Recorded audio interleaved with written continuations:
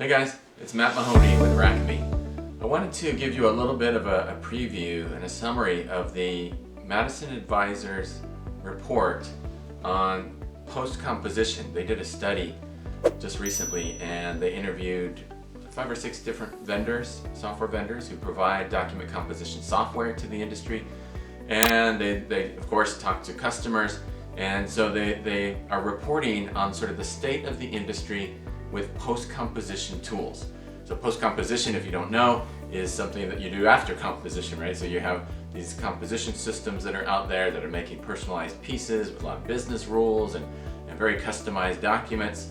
And then after that, there is this need to change those jobs or documents. Sometimes you want to take a bunch of small jobs and make a big job, so you're not changing the content of the piece, but you're making a job that's more efficient for production.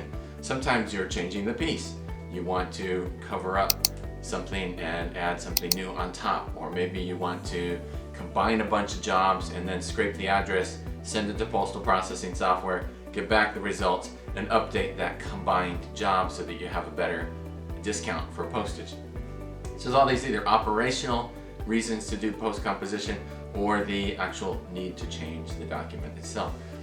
And rather than going back to the host application and doing all that, sometimes it's difficult or it's a one-off thing or whatever, then it's nice to have those functions separated.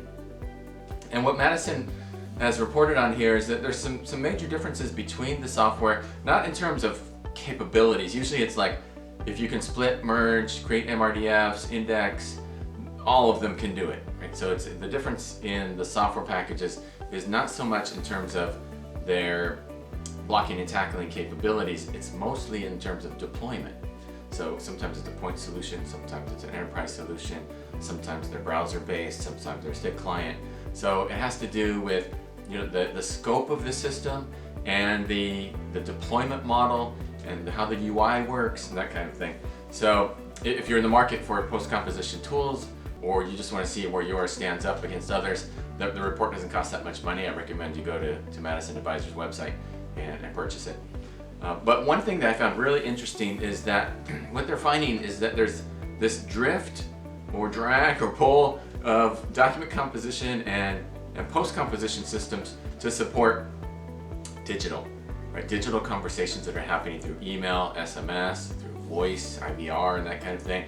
And that the composition tools are creating output for that, and the post-composition tools are doing the same thing. They're scraping content that is put into a database that is closer to the point of conversation with the consumer. So you have a lot of databases that are upstream. A lot of times that composition work is upstream, and then you have these dialogues that are taking place out in the market with the consumer on a one-to-one level, and you need some context for that, right? You need to know where are they. Maybe you want to know where that person is geographically.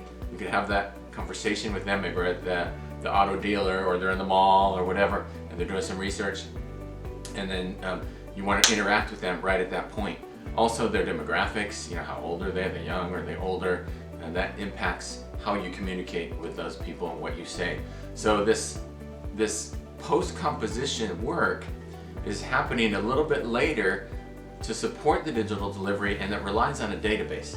You have to have the database there, not just the re-engineering tool itself that might construct the message or be part of that construction and delivery of the message, but you need that database on who you're talking to, the demographic, lifestyle, and historical information about the conversations you've had over time. So what does that timeline look like, the customer journey? All has to reside in this database-driven system that then composition, post-composition, and all the digital composition systems would rely on to deliver that.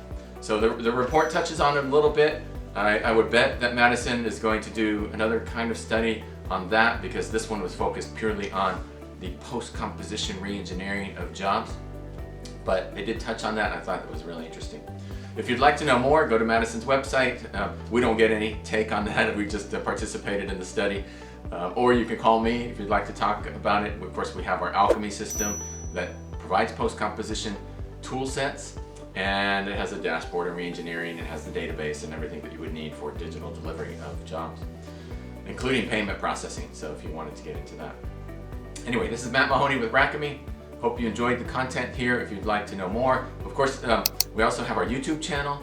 So you can go to Racami and search on YouTube and you'll see a bunch of videos out there. We'll post this one there as well. And my email is mmahoney@racami.com. See you all later.